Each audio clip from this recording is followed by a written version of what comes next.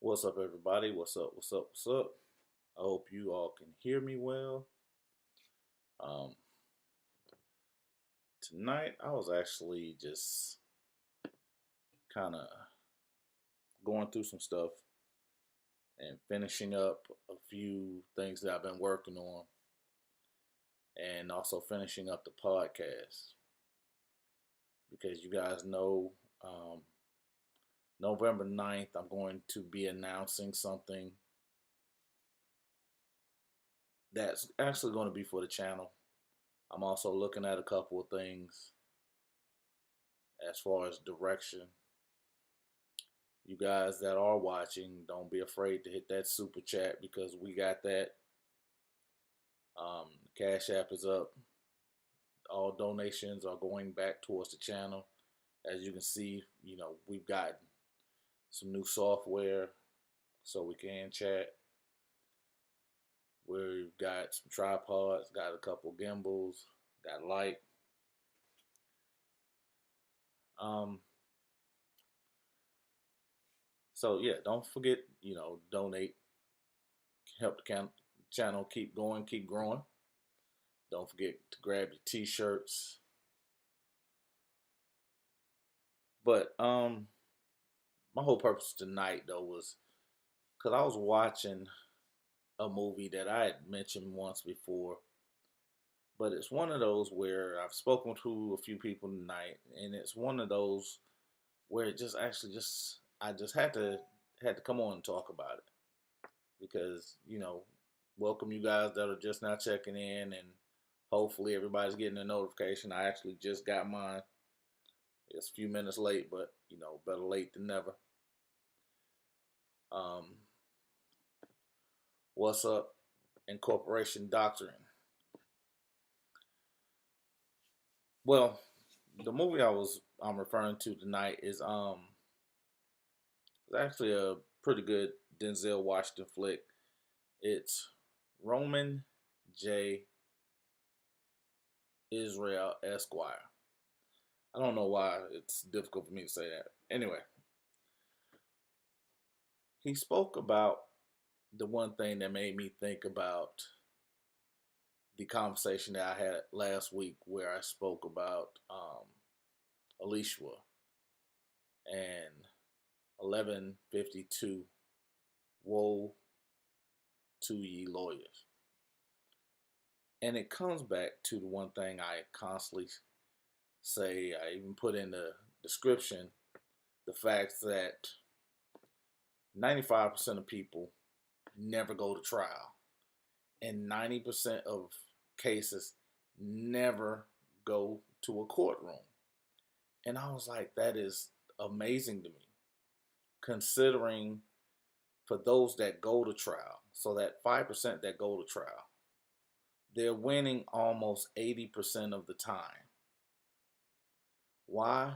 Because what I put up the other day is because the prosecution has to prove not only with evidence that somebody did something, but they have to prove it with what that person was thinking. And it brought up this stupid amendment that keeps getting thrown in people's face.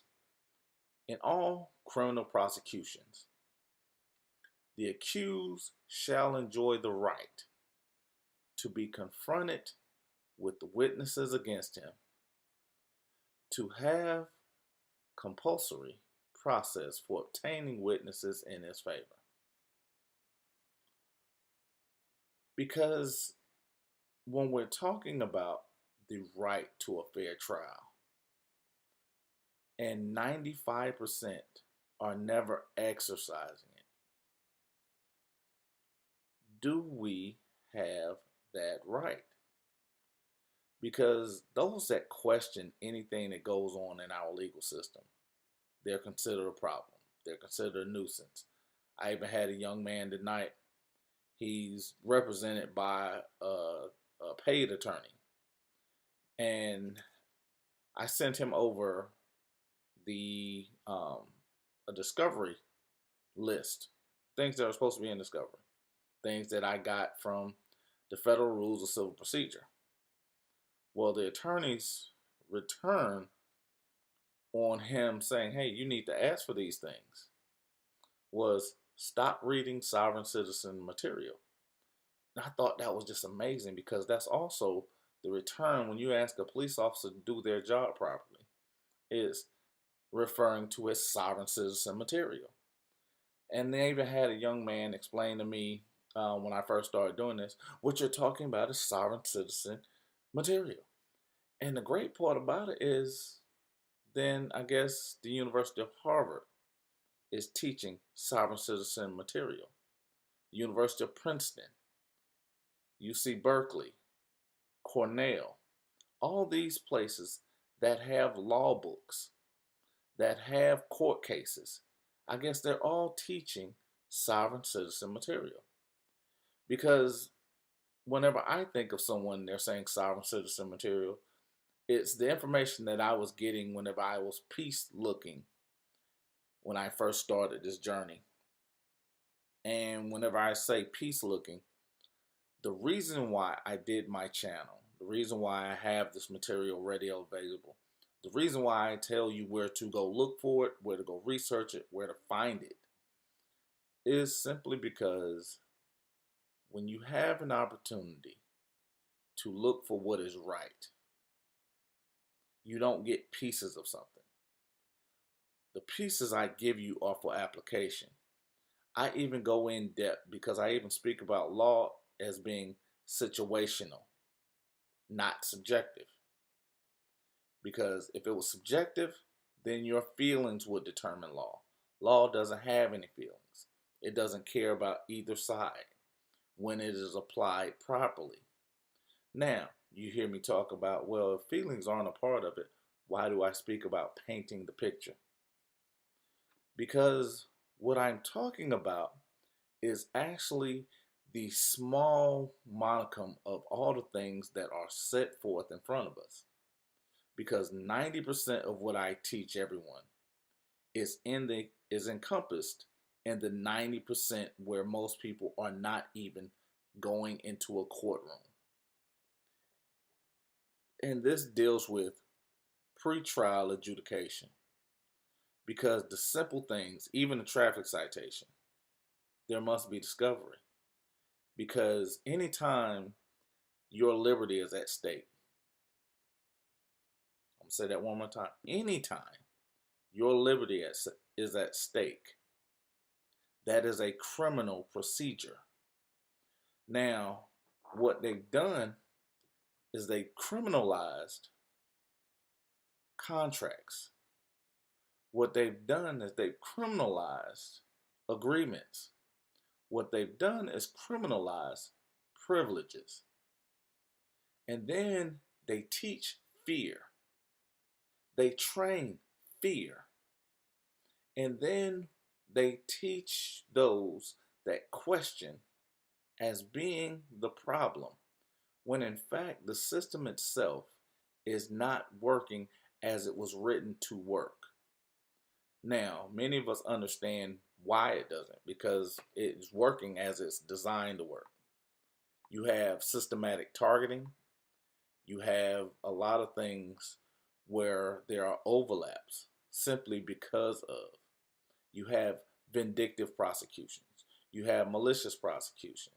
You have those that tell you you can only be represented by somebody that has a bar card, when in fact, Abraham Lincoln represented those as a member of the citizens because he did not have a bar card. You look at other aspects of this, and just like I tell people, there are means in getting what you want, but in getting those things, there's a process to everything. I try to lay out a process for obtaining discovery, letting the other side know, where you don't have surprise discovery, where you don't have the other ideals of which they're attempting to kind of circumvent what it is that is law. And what's up, Alpha Taurus? What up, Peter? What's up, Free Church Press? But the one thing we're looking at is the fact that we have something where, again, it's something that I talk about because it's not a system set up to find the truth. We know it has nothing to do with the truth because if 90% of people are not going to court, we're not looking at what's right or what's wrong. We're saying everything is wrong simply because someone else says it, not because they can prove it. So therefore, a lot of times we find ourselves in matters where we're trying to hold court in the street, where we're trying to convince someone of, hell, trying to convince someone of our side of a story. And the one thing that most of us, or most those that are in the system, don't understand, don't get, or don't want is simply stated in Washington v. Texas, 388 U.S. 14, and it's a 1967 case. And it's one that speaks to the process. And when it's broken down into the absolute context of it, is the right to present a defense. Those are things that are being hindered. Those are things that are being welcomed. I spoke about these ill manners, and one of the places I talked about was in Houston, where, give me a half a second, I'm doing something. Got to get used to this.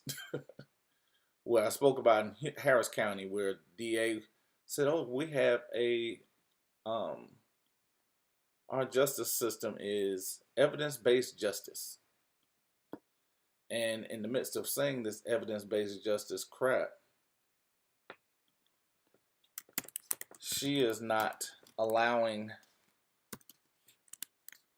her underlings, hold on, to actually send over documents for discovery. And if you're going to have evidence-based justice, why are you not turning over discovery? Why are you withholding discovery from those that you are saying that you are doing something based on evidence?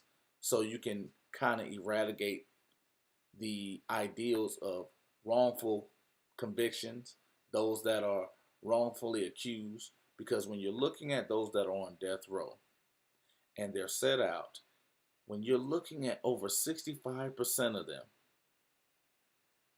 appreciate you, Tars, but when you're looking at 65% of them and they're released because of ineffectiveness of counsel, that's because defense attorneys are those that are working directly with the prosecution.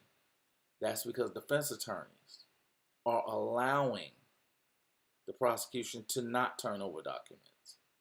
That's because they are not presenting people with a vigorous defense. They're not forcing the issue of making the prosecution do the right thing as it should be. They're not setting up things so there can be a Brady violation. Because that was one of the questions that was brought up to me tonight. What creates the Brady violation? Now, most of us don't understand or do understand that I gave a video, I believe it was a little over a year ago, is do this first if you ever have a court case. Well, in the midst of doing this first, many of us have forgotten to do that first because for me, it's kind of simple. The first thing is you want to fire any bar card members because they don't have your interests at heart because they're playing for the other side. And most of us don't understand how to enforce the fact that once you pay them, they're an employee. They're not advisors. That's why it's ineffective assistance. They are assisting you in your defense. So just to go ahead and knock that on out, get rid of them. Now, because they don't care about you, and no one cares more about you than you do, or at least should not care more about you than you do. And then the second part of that is an entry of appearance. And basically that's to let the district attorney or the prosecutor or whoever know this is who you send the documents to, because this is who's going to be putting on the defense. This is who you are going to battle against. Then you follow that up with a speedy trial motion, because you don't have all day to be playing with these people. But this is something that needs to be done at the start, the very beginning. And even just like in corporation document just stated, he had a paid attorney. Many people have a paid attorney, and they're not fighting for you. They're collecting a check from you, but they're not fighting for you. That's why you have a fallible system, which is allowing people to go to prison for decades. Because if you don't remember, there was this group of 5 children,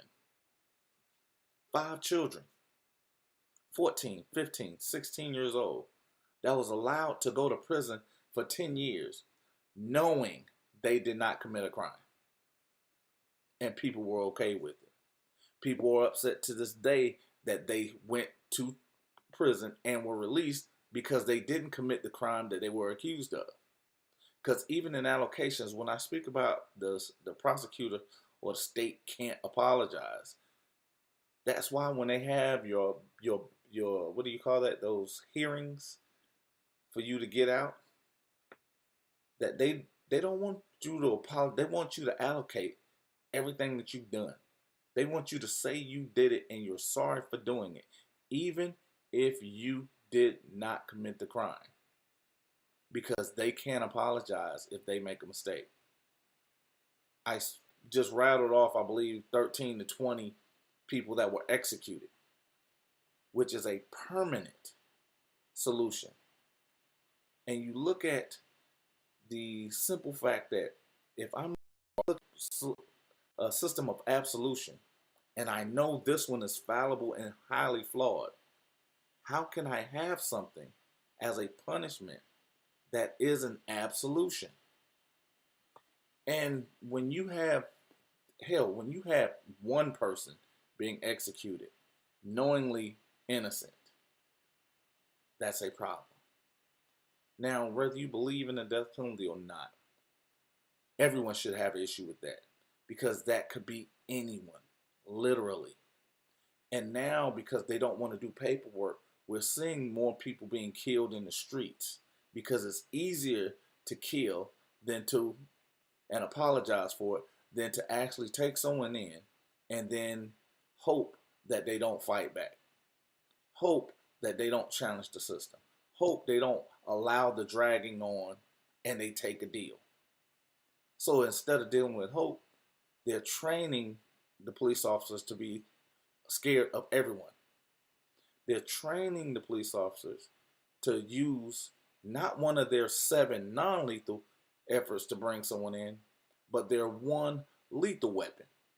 And then they're training them to use it until the subject is down.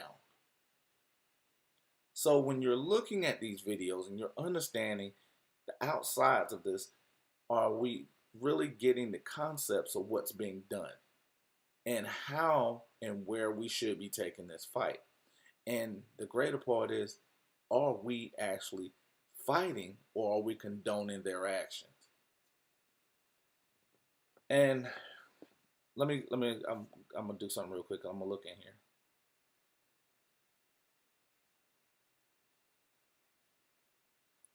See, a lot of times when we're looking at those free church press, it's not a jurisdictional challenge. Don't even, because a lot of times I don't even worry about the jurisdiction, because it's easier to face my accuser, because you can't fight with paperwork. But when you look the devil in the eye, he has no choice but to look back. If you make him answer. It's harder for some. I found out, because again, I'm a bigger guy. I found out it's more difficult people to tell me no if I'm standing in front of them.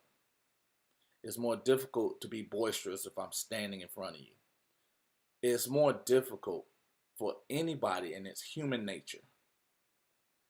Because even if you pick a jury, I'm going to give you a secret. This is something I'm actually going to give to my master class, but I'm going to give you guys a little taste of it. When you're going into the trial, one of the reasons or one of the factors is the fact that when you go into a trial, it's difficult for 12 people to say you are a murderer.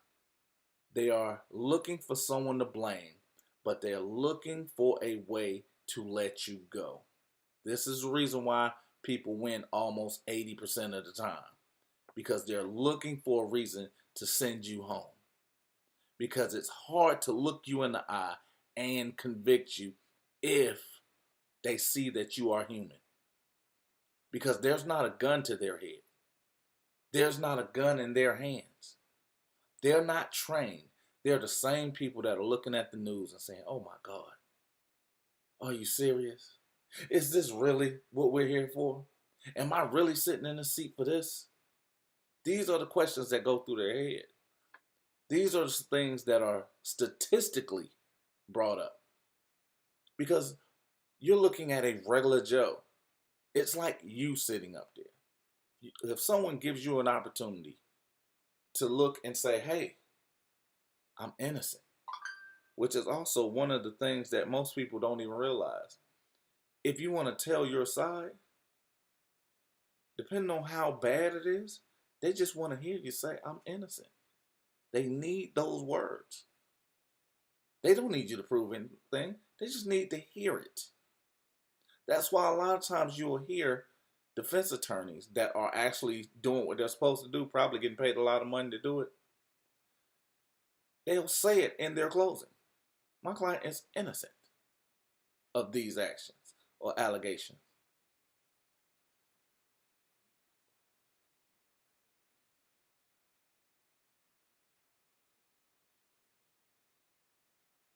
Absolutely.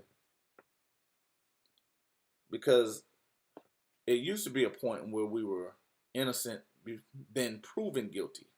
Now, because it's a system of revenue generation, we're guilty until otherwise. Because most people don't realize innocent isn't an option.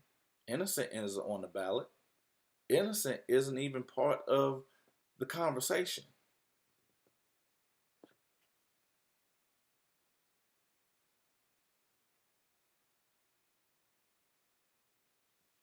And you know what? I appreciate your corporation because I do a lot of this because not because I have to, not because anybody's asked. Well, actually, it is because I've been asked, but because you guys actually are here and you're kind of gravitating towards it. You're giving me a reason to be up at 12 o'clock at night talking about something that seems to be the most boring thing on YouTube. And we're able to have an opportunity to go through this and get a real sense of, just like when I talk about the rules of discovery, I give you procedures. I'm speaking about the rules of evidence. And it's not something that's easy to, as they use, encapsulate. But right now we're at 300 videos and we're still going and still growing. And there are even aspects of where I can go much deeper because I'm giving you something that's not necessarily found in book, but it's found in several books. And I'm encompassing them into one thing. And the the ideals that we have today is the fact that most prosecutions are done without merit. They're done simply to get a plea bargain. They're done just to they actually train more on intimidation tactics than they are on adjudication. Because I've got a video, I've got a ton of videos that I've done. I haven't edited yet, um, because I haven't found a means of being able to sit down for the most part. But when you're looking at this, the biggest reason why you have these prosecutors that don't want to go to trial is because most people have no idea that there are two types of attorneys. You have litigation attorneys and you have trial attorneys. And pretty much they, speak for themselves. Very seldom do you see one that encapsulates both. On and in my case, John Melvin he was a litigation attorney that understood the ideals of a trial attorney. But one of the things that I noted was the fact that most litigators, they show up in trial, but they show up with a trial attorney. They're generally sitting second chair because a trial attorney is one that argues. They're the artists. They're the ones that paint the picture with the evidence placed in front of them. They're the ones that actually go out and do the magic with the jury. It's not very many of those that go into the DA's office. That's why they lose. There's not very many people in the DA's office that have an imagination because they're not trained to have an imagination. And then you're dealing with cops that aren't trained to solve any crimes. You're dealing with cops that don't know law. So therefore, there's a lot of evidence that's not going to be there. Why? Because they're rushing to get to the next one. They're not taking their time being meticulous. They're being sloppy. They're going out and they're just doing things. And in the midst of doing things, those are the holes that allow you to set them up to say, you know what? You didn't get this one. I'm finna get that one. You have the opportunity to enforce the fact that they should be practicing the law. And if they aren't, well, you all know, tap them pockets.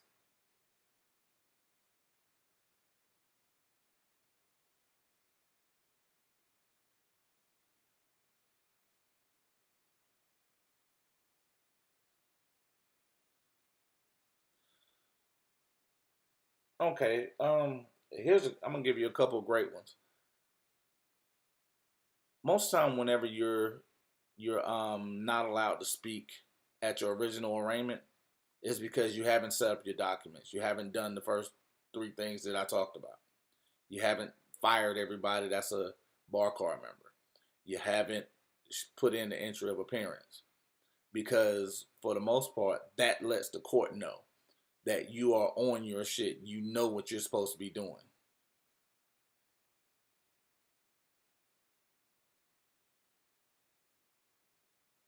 Oh, absolutely. Keep going because and corporation actually can vouch for this because he's in law school.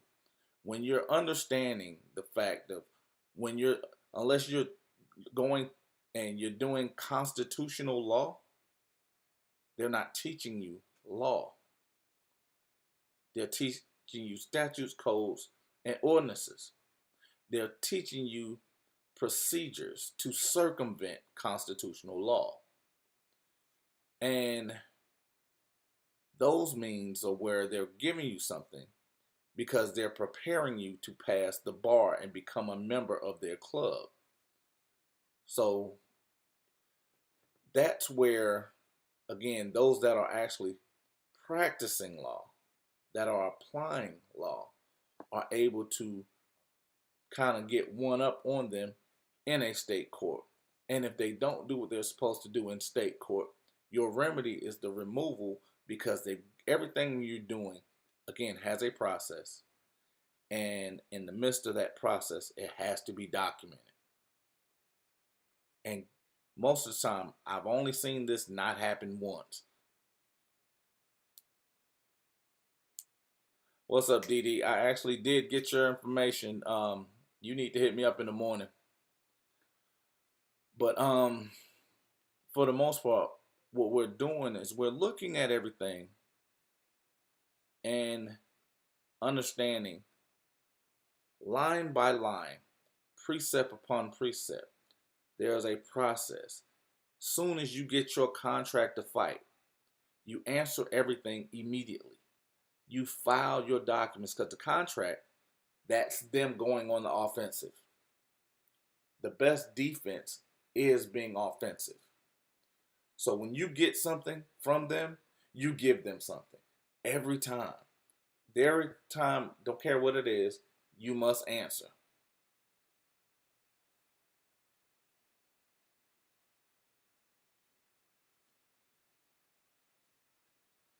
And you know what, Free Church, I've actually had that happen as well.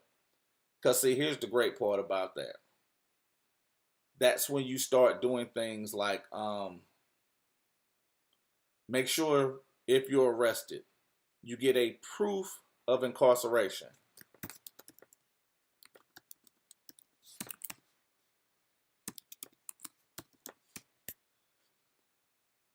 They are going to act like they don't know what that is, and you stand there and look stupid. That's all you need to do. Don't keep repeating yourself. Don't get upset. You ask for it one time and stand there, because he who talks first loses. Understand, because even if they deny that for you, that's grounds that you can take to federal court. These are other aspects that allow you to place them on the defensive. The more active you are in defending yourself, the more you're correcting the behaviors that are going on. They'll stop doing the things that we're doing. Because again, we're still looking at such a minute, set of people that are actually fighting back. Because whenever I talk about 90% of people never go to trial, never see the inside of a courtroom, that's enormous. Because just so for every 10 people, only one person goes inside a courtroom. Every 10 people that gets arrested, only one person goes inside a courtroom. That's bananas to me. And then of that one,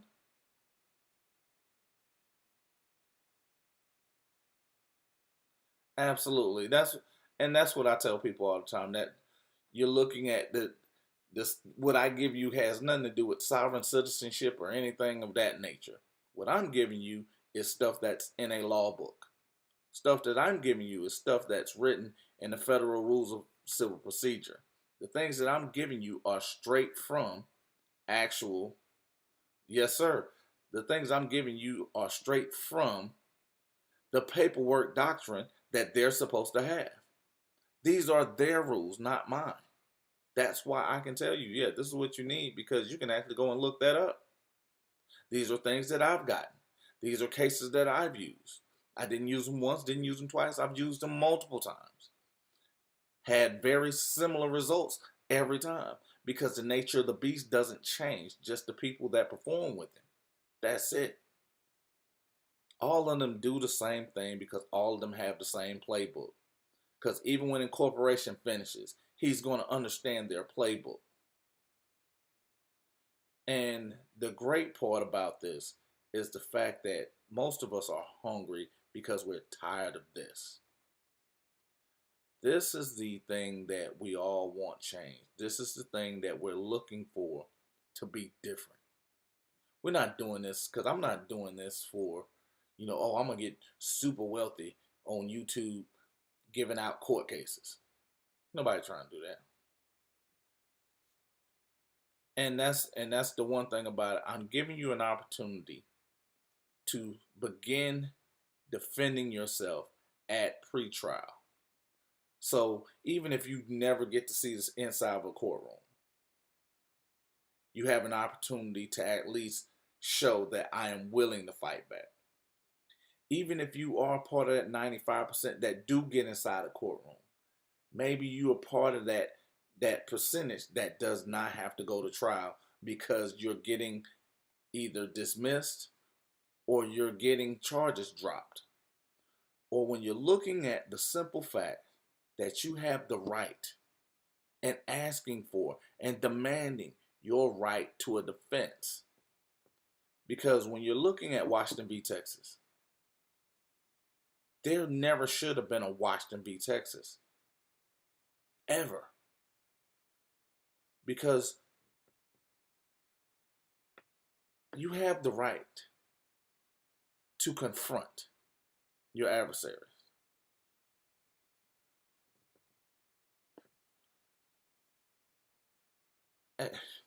You know what?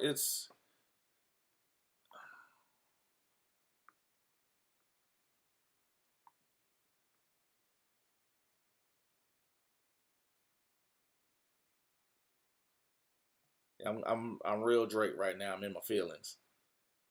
So because I hate to look at a lot of this stuff, and while it should be simple, while it should be something that's, you know, if I did something, prove I did it. That's it. That's all you have to do. But instead of doing that, we look to the name calling. We look through the extortionary tactics. We look through the Gestapo tactics. And then we look to shaming. Because the only thing that yelling out, oh, that's sovereign citizenship, that's to shame someone into, it's a form of manipulation. And the problem is, I'm confident enough to know the difference. Thank you, Incorporation.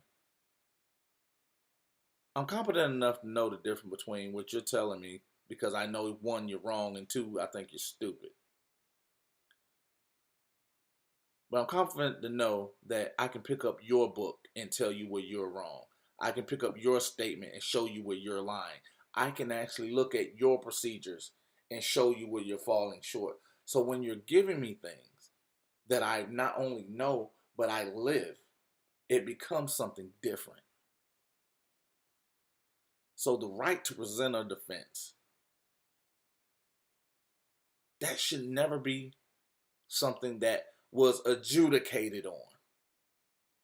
Because each and every one of those people raised their right hand, put their hand on a Bible, which they tell me is the standard bearer for this country, as right. And they swear to uphold and defend the Constitution, wherein the first words of the Constitution is, we the people.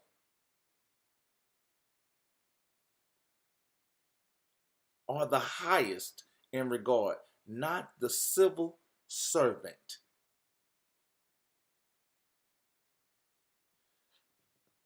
So if you go into a service job, because the actual meaning of service is to serve, to be one that is beneath, to cater to. None of those words mean authority. None of those words mean authoritarian, commander. Because even when the videos that I'm doing talks about a police officer giving instructions, because again, I even wrote it down, did a couple videos a couple years ago that talked about Terryville, Ohio. If an officer gives instructions without a crime, absent a crime, and I follow those instructions, that is a Fourth Amendment violation, because you are not an authoritarian. Notice I just gave a court case. I've actually shown it several times. But do you know the funny thing is, people still dispute me, but they won't look up Terryville, Ohio. They won't open up the case. They won't even look at the disposition. But they'll tell me that I've said something wrong, but won't show me where it's wrong at. Because one of the things that I love is the simple fact that everything that I've given you, not only have I used at one point or another, and if I haven't, I've told you, but It's something you can look up independently without me. You don't have to go and just take my word for it because it's not mine. The education is not mine to keep. The knowledge that I have is not mine. It is something that is free. That's why Harvard gives it away. That's why Princeton gives it away. That's why Cornell gives it away. Because if you're going to spend the time and you're going to sacrifice your most precious commodity, you should have a right to actually be able to decipher what it is that you're looking at. Because what I'm offering you is, when you're presenting this defense, is how to construe evidence, how to distinguish privileges, and go beyond statutory limitations. Because each and every situation is just like a chessboard. Because one move may have seen you be without. It offers you an opportunity to create something that goes back and corrects any mistakes that you've made. There's always a secondary out. Very few moves are absolute. And even in some cases, it allows you to reset the game.